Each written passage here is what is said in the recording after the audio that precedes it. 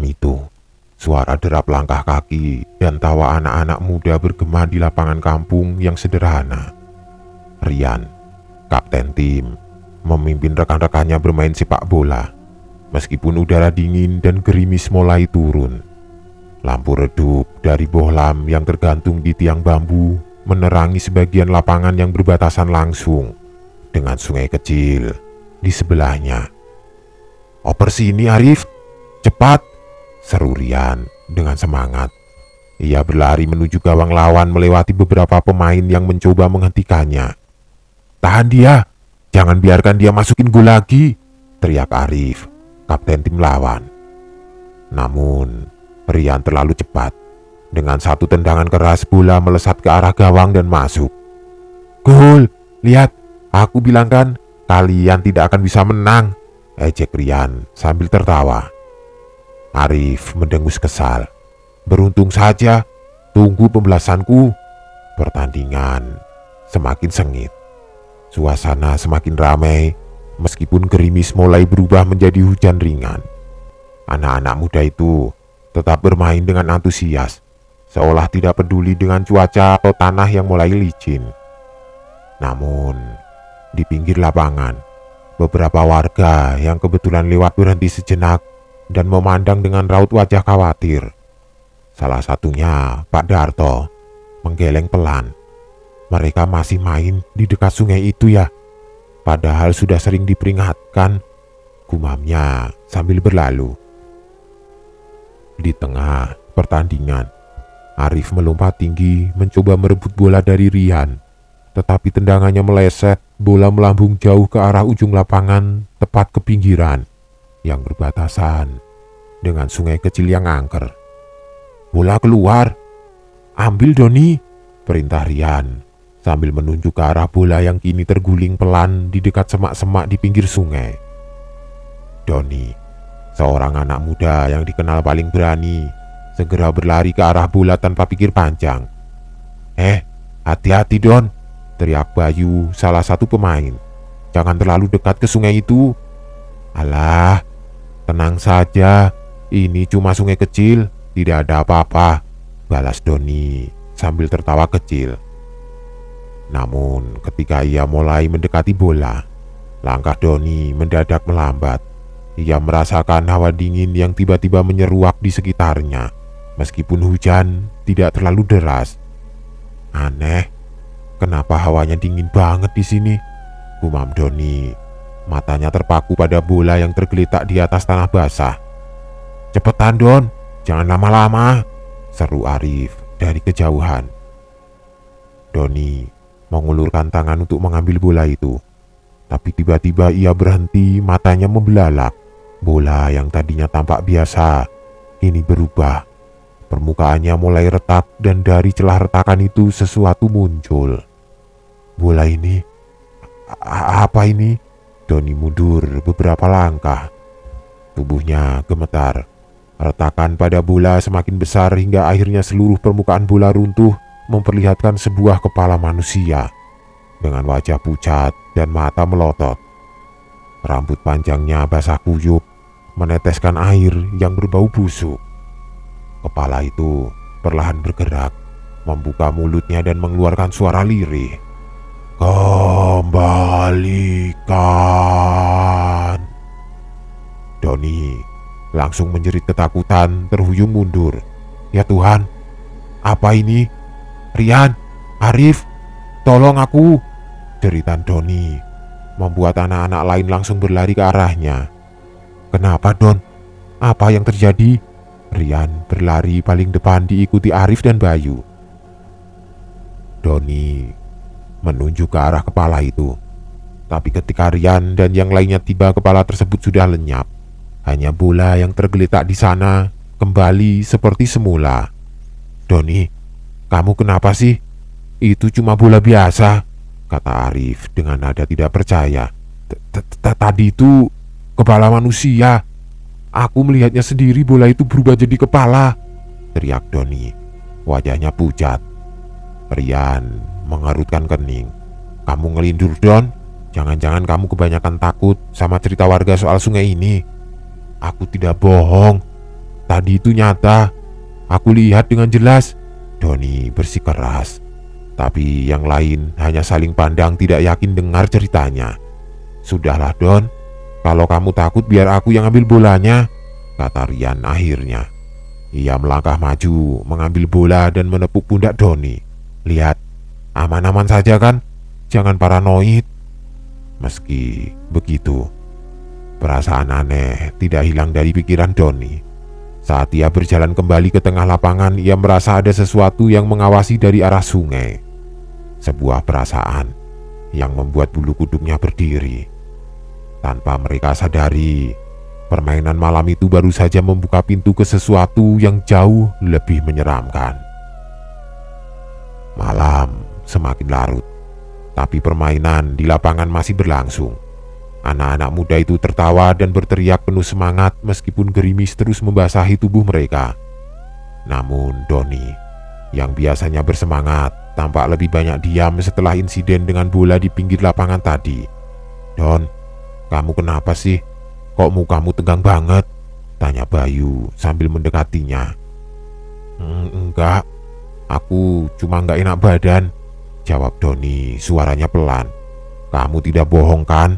Desak Bayu. Kalau ada apa-apa cerita saja, jangan bikin kita penasaran. Doni menoleh, matanya gelisah. Tadi aku tidak bohong soal yang aku lihat, Bay. Bola itu beneran berubah jadi kepala. Kepalanya perempuan, matanya melotot dan mulutnya ngomong sesuatu. Bayu menelan ludah, tapi ia berusaha tetap tenang. Paling kamu cuma kebanyakan nonton film horor, Don. Sudah, lupakan saja. Itu cuma imajinasi kamu. Doni menggeleng keras. Enggak, Bay. Itu nyata. Bahkan aku masih bisa merasakan bau busuknya sampai sekarang. Rian yang mendengar percakapan mereka mendekat sambil tertawa kecil. Doni, kamu jangan mulai bikin drama di sini. Kita lagi seru-serunya main tahu. Aku serius, Rian. Doni membalas dengan nada tinggi. Aku yakin ada sesuatu yang tidak beres di sini. Kita tidak seharusnya main di lapangan ini malam-malam. Arif yang sedang bersiap untuk melanjutkan permainan ikut bergabung. Kalian kenapa sih ribut terus? Sudah, kita lanjutkan saja mainnya. Malam ini belum tentu kita dapat kesempatan main lagi kayak begini. Namun sebelum ada yang menjawab, terdengar suara gemerisik dari arah pinggir lapangan tepat di tempat bola tadi jatuh. Apa itu? Bisik Bayu sambil melirik ke arah semak-semak. Semua mata langsung tertuju ke tempat tersebut. Gemerisik itu semakin jelas seperti ada sesuatu yang bergerak di antara semak-semak. Paling cuma kucing atau hewan lain, kata Rian dengan santai, meski suaranya terdengar sedikit gemetar. Kalau cuma kucing, kenapa rasanya hawa di sini jadi makin dingin? Balas Doni sambil mengusap lengannya yang merinding. Arif mencoba memberanikan diri. Sudah, aku cek saja, tidak usah panik. Ia berjalan mendekati semak-semak itu meskipun langkahnya terlihat ragu. Arif, jangan terlalu dekat, seru Doni. Tapi Arif hanya melambaikan tangan meminta mereka diam. Ketika Arif mencapai semak-semak, ia mendorong dedaunan itu dengan kakinya. Tidak ada apa-apa di sana, hanya tanah basah dan beberapa ranting. Tidak ada apa-apa tuh, seru Arif sambil tertawa kecil. Kalian penakut banget sih. Namun tepat saat ia berbalik, sesuatu bergerak cepat di belakangnya. Sosok bayangan hitam melintas begitu cepat hingga hampir tidak terlihat. Arif, cepat keluar dari sana, teriak Rian, wajahnya pucat. Arif membeku. Ia merasa hawa dingin menyeruak di belakangnya. Perlahan ia menoleh dan matanya membelalak. Di sana berdiri sosok perempuan dengan rambut panjang basah, wajahnya tertutup rambut, hanya menyisakan mata merah menyala yang menatap tajam ke arahnya. Kembalikan! Suara serak itu bergema, membuat Arif mundur dengan panik. Lari, Arif, cepat! Teriak Rian lagi. Arif tidak berpikir dua kali. Ia langsung berlari ke arah teman-temannya meninggalkan semak-semak itu. Tapi sosok perempuan itu tidak hilang. Ia muncul di tepi lapangan, berdiri kaku dengan tubuh melayang beberapa inci di atas tanah. Doni menunjuk dengan gemetar. Itu dia, itu sosok yang aku lihat tadi. Semua anak muda di lapangan langsung terpaku. Tawa dan canda yang sebelumnya mengisi malam berubah menjadi sunyi mencekam. Sosok perempuan itu tidak bergerak, hanya menatap mereka dengan pandangan tajam yang seolah menusuk langsung ke jiwa mereka. Kita harus segera pergi dari sini, bisik Bayu dengan suara gemetar. Setuju, cepat tinggalkan lapangan ini, sahut Rian sambil menarik Doni yang tampak masih terpaku di tempat. Namun sebelum mereka sempat melangkah lebih jauh, sosok itu membuka mulutnya lebar, mengeluarkan jeritan panjang yang membuat telinga mereka berdenging. Lampu yang menerangi lapangan berkedip-kedip, kemudian padam total, meninggalkan mereka dalam kegelapan. Cepat lari, teriak Rian. Mereka semua berhamburan meninggalkan lapangan, berlari secepat mungkin ke arah kampung, meninggalkan suara jeritan yang terus menggema di belakang mereka. Tapi meskipun sudah jauh, rasa dingin dan perasaan diawasi tidak pernah benar-benar hilang.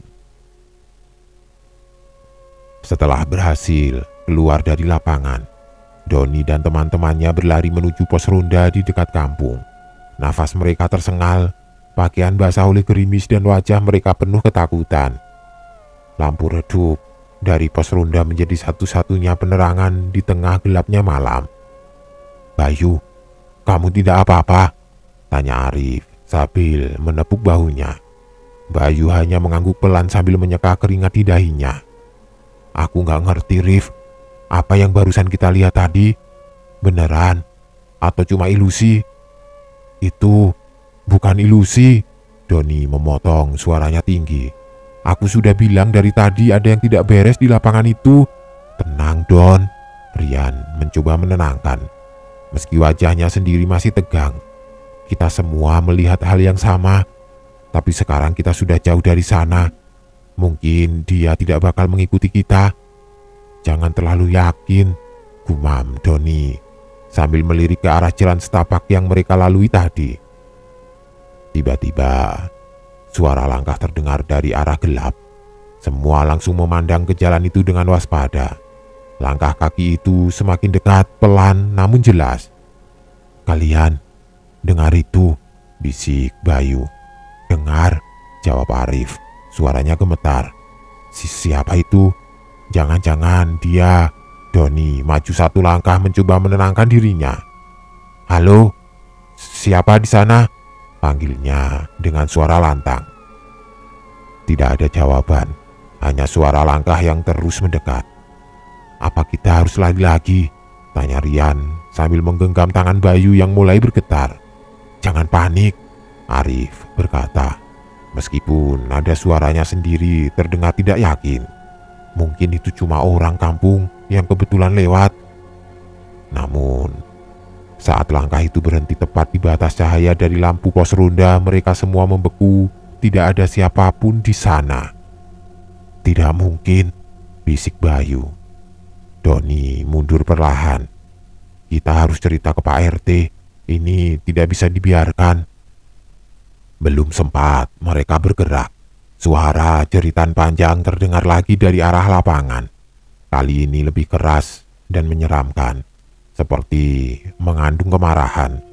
Jeritan itu membuat bulu kuduk mereka berdiri dan mereka merasa hawa dingin kembali merasuk ke tubuh. "Kita tidak aman di sini," teriak Rian. Mereka langsung berlari menuju rumah Pak RT yang berjarak sekitar 200 meter dari pos ronda. Saat tiba, mereka mengetuk pintu dengan panik. "Pak RT, tolong buka pintunya," panggil Doni. Pak RT, seorang pria parubaya dengan tubuh tinggi besar, membuka pintu sambil mengucek matanya. "Ada apa ini? Malam-malam ribut begitu?" tanyanya. "Pak, tolong kami, ada sesuatu yang aneh di lapangan," kata Doni dengan nafas tersengal. Pak RT mengernyitkan dahi. Aneh, maksud kalian apa? Di pinggir lapangan, Pak, tambah Arif. Kami lihat sesuatu, sosok perempuan dengan mata merah. Dia muncul setelah bola kami jatuh ke pinggiran lapangan yang dekat sungai itu. Pak RT tampak terkejut mendengar cerita mereka. Kalian bilang sungai dekat lapangan. Apa kalian tidak tahu kalau tempat itu dianggap angker? Angker? Bayu menelan ludah, wajahnya semakin pucat. Pak RT mengangguk serius. Dulu ada perempuan yang bunuh diri di sungai itu. Katanya dia meninggal dengan cara tragis dan arwahnya sering terlihat berkeliaran di sekitar lapangan, terutama kalau malam hari. Rian terdiam, lalu bertanya dengan suara pelan. Tapi kenapa dia muncul ke kami, Pak? Siapa tahu. Pak RT menghela nafas. Mungkin kalian tanpa sadar melakukan sesuatu yang mengganggunya. Apa kalian membawa sesuatu dari sana? Semua saling berpandangan. Lalu Doni teringat sesuatu. Bola itu, serunya. Kenapa dengan bola itu? Tanya Pak RT. Doni menelan ludah. Tadi bola itu sempat jatuh ke pinggir sungai dan aku yang mengambilnya, Pak. Tapi waktu aku ambil, bola itu berubah menjadi kepala perempuan. Pak RT terlihat semakin serius. Kalau begitu, kalian memang telah memicu kemarahannya. Arwah itu mungkin menganggap kalian mengambil sesuatu dari tempatnya. Kita harus bagaimana, Pak? Tanya Bayu hampir menangis.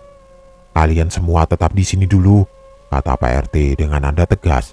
Aku akan memanggil beberapa orang untuk melihat ke lapangan. Tapi ingat, jangan pergi sendirian dan jangan coba-coba kembali ke sana tanpa izin. Malam itu, mereka semua berkumpul di rumah Pak RT dengan perasaan gelisah. Sementara itu Pak RT dan beberapa warga kampung mempersiapkan diri untuk menyelidiki lapangan yang kini terasa seperti pusat dari sesuatu yang mengerikan. Malam semakin larut. Di rumah Pak RT, Doni dan teman-temannya duduk di ruang tamu. Wajah mereka penuh kecemasan. Pak RT baru saja pergi bersama beberapa warga untuk menyelidiki lapangan, meninggalkan mereka dengan pesan tegas untuk tidak pergi kemana-mana. Apa menurut kalian Pak RT bakal baik-baik saja ya? Tanya Rian memecah kesunyian. Aku tidak tahu, Ri, jawab Doni sambil memegang dahinya. Tapi aku yakin tempat itu memang ada sesuatu yang tidak beres. Bayu yang sejak tadi diam tiba-tiba berbicara. Kita tidak bisa cuma duduk di sini. Bagaimana kalau Pak RT dan warga butuh bantuan? Kamu gila yuk, potong Arif. Kamu lupa apa yang tadi kita lihat? Kalau kita balik ke sana mungkin kita tidak akan pulang lagi. Tapi bagaimana kalau ada yang terluka? Desak Bayu. Aku nggak bisa duduk diam sementara mereka menghadapi makhluk itu sendirian. Rian menghela nafas panjang. Aku setuju sama Bayu. Kalau mereka butuh bantuan, setidaknya kita harus siap. Kita nggak perlu mendekat ke lapangan, tapi kita bisa mengawasi dari jauh. Doni menatap mereka dengan ragu. Kalau kita pergi dan sesuatu terjadi, siapa yang bakal nolong kita? Bayu berdiri menatap Doni dengan serius. Aku lebih baik mencoba daripada hanya menunggu di sini sambil ketakutan. Akhirnya, setelah debat panjang, mereka sepakat untuk menyusul warga. Dengan senter seadanya mereka berjalan pelan menuju lapangan. Hawa malam semakin dingin dan suara jangkrik terdengar jelas di sepanjang jalan. Kenapa suasananya jadi begini sunyi? Tanya Arif sambil melirik ke sekeliling. Jangan banyak ngomong, Rif, bisik Rian. Kita tidak tahu apa yang ada di sekitar kita. Saat mereka mendekati lapangan, mereka melihat cahaya dari beberapa senter warga yang sedang memeriksa area pinggir lapangan dekat sungai. Pak RT berdiri di tengah, berbicara dengan seorang warga. Kita dekati mereka, ajak Bayu sambil berjalan lebih cepat. Namun, Sebelum mereka sampai, suara gemerisik dari semak-semak di dekat mereka membuat langkah mereka berhenti. "Kalian dengar itu?" tanya Doni dengan suara bergetar. "Iya, dari sana," jawab Arif sambil menunjuk ke arah semak-semak. Mereka menyalakan senter ke arah itu, tetapi tidak ada apa-apa. Hanya semak yang bergoyang pelan seperti tertiup angin. "Mungkin cuma hewan kecil," ujar Rian mencoba menenangkan. Namun, saat mereka berbalik untuk melanjutkan perjalanan, suara tawa pelan terdengar dari belakang mereka. Mereka semua membeku. Tawa itu terdengar aneh, seperti berasal dari seseorang, tapi juga tidak sepenuhnya manusiawi. "Siapa itu?" tanya Bayu dengan suara gemetar, mencoba menyalakan senter ke arah suara. Tidak ada jawaban, tetapi tawa itu semakin keras, bergema di sekitar mereka. Doni menggenggam tangan Bayu dengan erat. Kita harus pergi ke Pak RT sekarang." Mereka berlari sekuat tenaga menuju lapangan, di mana warga berkumpul. Nafas mereka tersengal saat tiba. Pak RT! Pak RT!" teriak Doni. Pak RT menoleh dengan wajah terkejut. "Kenapa kalian kesini? Aku bilang tunggu di rumah." Kami dengar suara tawa aneh, Pak," jawab Bayu dengan cepat. "Di semak-semak dekat jalan ke sini." Wajah Pak RT mengeras.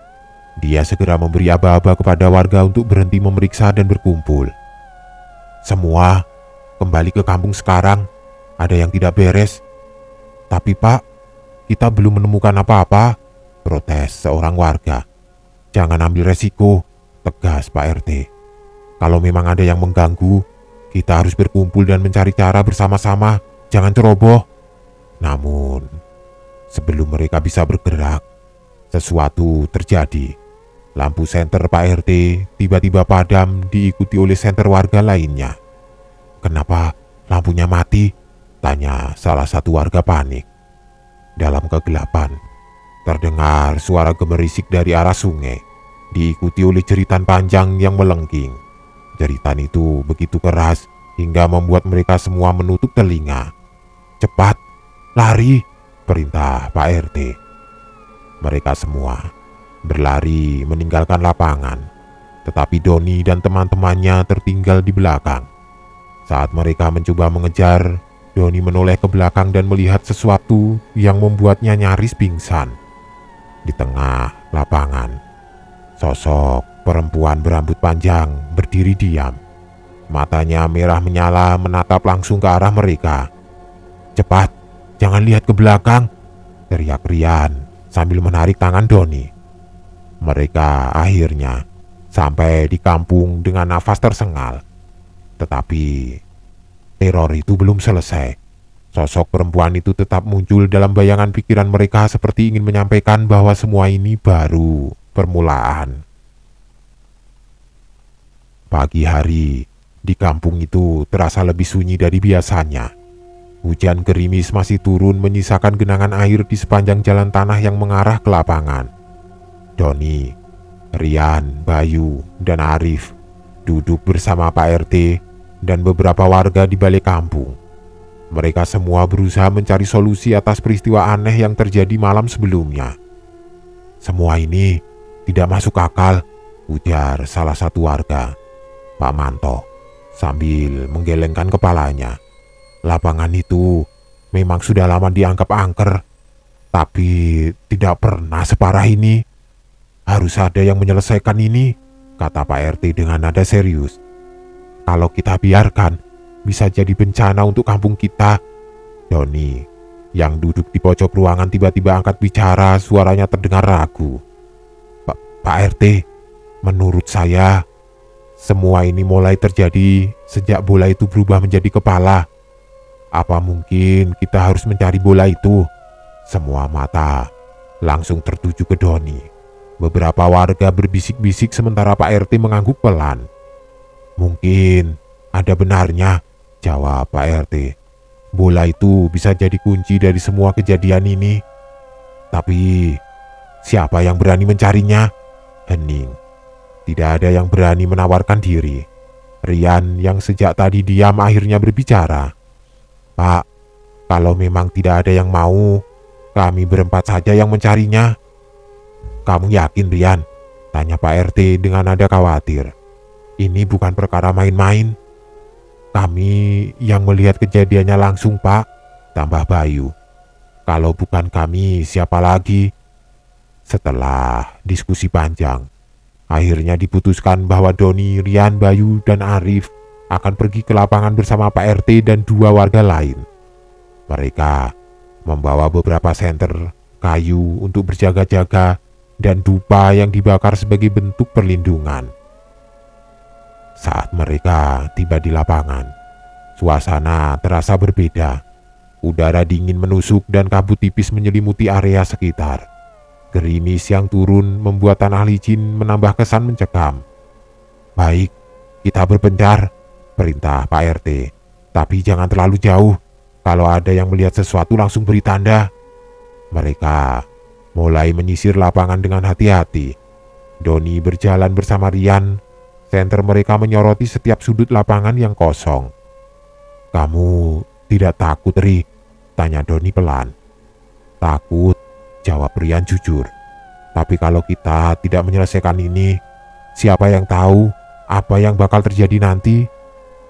Saat mereka mendekati pinggir lapangan, tempat sungai kecil mengalir, Doni merasa ada sesuatu yang aneh. Ri, lihat itu, bisiknya sambil menunjuk ke arah semak-semak. Di antara semak-semak yang basah, terlihat benda bulat berwarna putih. Mereka mendekat dengan hati-hati dan Doni merasa nafasnya tertahan saat melihatnya lebih jelas. Itu bola kita, bisik Rian. Namun, saat Doni mencoba meraih bola itu, suara tawa pelan terdengar dari sungai. Mereka langsung berhenti dan saling pandang dengan wajah tegang. Kamu dengar itu? Tanya Doni dengan suara gemetar. Iya, jawab Rian sambil memutar senter ke arah sungai. Tawa itu semakin keras dan tiba-tiba bola di depan mereka bergerak sendiri, berguling perlahan ke arah sungai. Doni dan Rian mundur dengan panik. Pak RT! Pak RT! Teriak Doni sekeras-kerasnya. Pak RT dan warga lain segera berlari ke arah mereka. Ada apa? Tanya Pak RT dengan wajah cemas. Bola itu bergerak sendiri, jawab Rian sambil menunjuk ke arah sungai. Pak RT mendekat, menyoroti bola itu dengan senter. Tiba-tiba, bola tersebut berhenti berguling dan berubah menjadi kepala yang mereka lihat di malam sebelumnya. Mata kepala itu terbuka lebar, menatap mereka dengan tatapan penuh amarah. Cepat, mundur! Teriak Pak RT sambil menarik Doni dan Rian ke belakang. Kepala itu melayang perlahan ke udara, mengeluarkan suara tawa menyeramkan yang menggema di seluruh lapangan. Semua orang terpaku, tidak bisa bergerak. Apa yang kamu mau? Teriak Pak RT dengan lantang. Suara kepala itu terdengar seperti bisikan namun cukup keras untuk didengar semua orang. Kalian mengambil milikku. Kembalikan. Maksudmu apa? Tanya Pak RT bingung. Kalian bermain di tempatku, mengambil hakku. Kepala itu mulai melayang mendekati Doni yang berdiri membeku di tempatnya. Tolong, jangan ganggu kami, bisik Doni dengan suara lirih.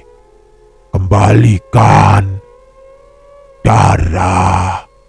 Pak RT segera mengambil dupa yang dibawa dan menyalakannya dengan cepat. Asap dari dupa itu membuat kepala tersebut mundur perlahan mengeluarkan jeritan melengking. Kalian semua harus pergi dari tempat ini.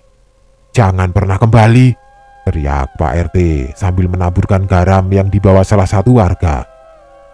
Kepala itu akhirnya menghilang ke dalam sungai, meninggalkan mereka dalam keheningan yang mencekam. Setelah kejadian itu, lapangan kampung ditutup dan dianggap terlarang. Tidak ada yang berani mendekati area tersebut, apalagi bermain di sana. Doni dan teman-temannya tetap dihantui oleh bayangan kepala itu meski mereka berusaha melupakan. Namun, di malam-malam tertentu, suara tawa samar masih terdengar dari arah sungai. Sebuah peringatan bahwa apa yang mereka alami tidak pernah benar-benar berakhir.